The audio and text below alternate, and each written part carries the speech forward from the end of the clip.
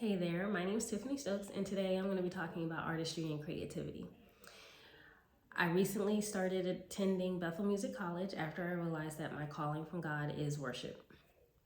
And I'm in my first term, and one of the classes that I'm taking is a Biblical Foundations class, and we had to read a book by Ray Hughes. Now, before this class, I had never heard of Ray Hughes before, but we listened to his lectures and we read his book, Sound of Heaven, Symphony of Earth.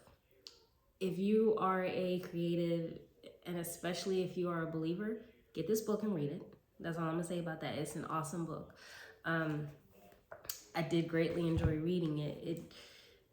Ray is a great storyteller, and he's got a way of telling stories either from the Bible or in general, and the way he tells them has you dig deeper into yourself, because that's exactly what happened to me. And one of the things he talked about a lot is worship.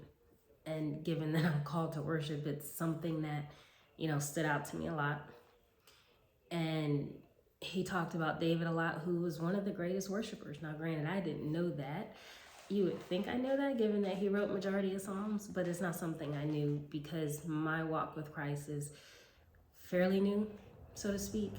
I went through deliverance last year, and in all honesty, that's why I know what my calling is now, because prior to that, I had no idea. And my walk with God has been a roller coaster, only because I pulled away.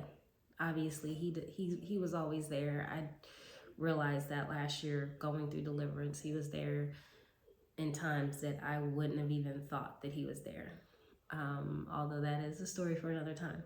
But during the course of that, I have started to grow closer to God, although I'm not where I want to be yet.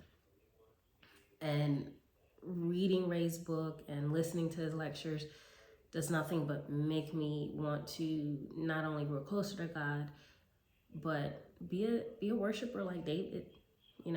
One of the things I learned was that David worshiped God 7 times a day, I believe, if I'm remembering correctly.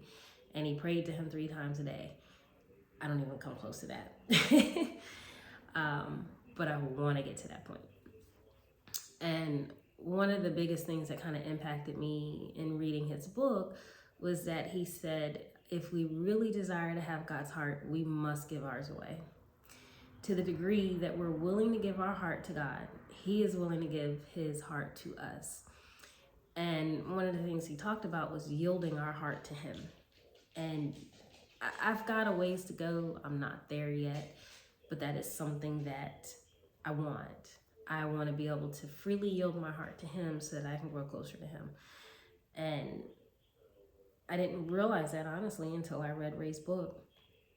And that's kind of helped me, I guess you could say, realize where I'm at on my journey. And then as far as the worship side goes, Ray says that 2 things dominate the personality of a true worship leader. First, he has a fire in his heart to worship God that will not go out.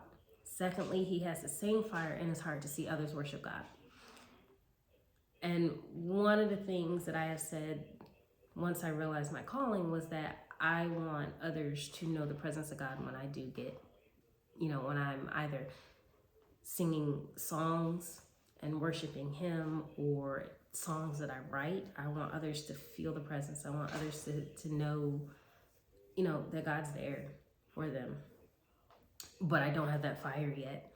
It's slowly growing, I will say that. And one of the things I learned in deliverance last year is to be transparent. So I know I still have my flaws.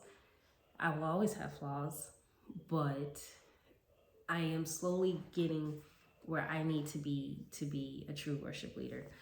And this book has completely impacted me in that way, to where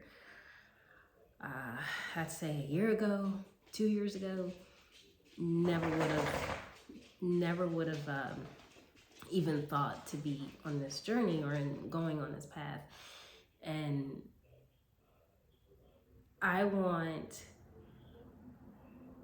when I'm out there worshiping God, I want others to feel his presence through my worshiping. And I want to be, like I said earlier, I want to be like David. And honestly, others in the Bible that just fully trusted God, you know, yielded their hearts to him. That's what I want. And I know in doing so, I can have a great impact on our culture, just because they'll see what God is really like through me. And that is something that I would love for others to see is how God is through me. God has a way of using people for his purposes. He's done it throughout time, all throughout the Bible. He does it all the time. And I want to be one of those persons that he does that through. So like I said earlier, I'm still on my journey, and I do have quite a ways to go.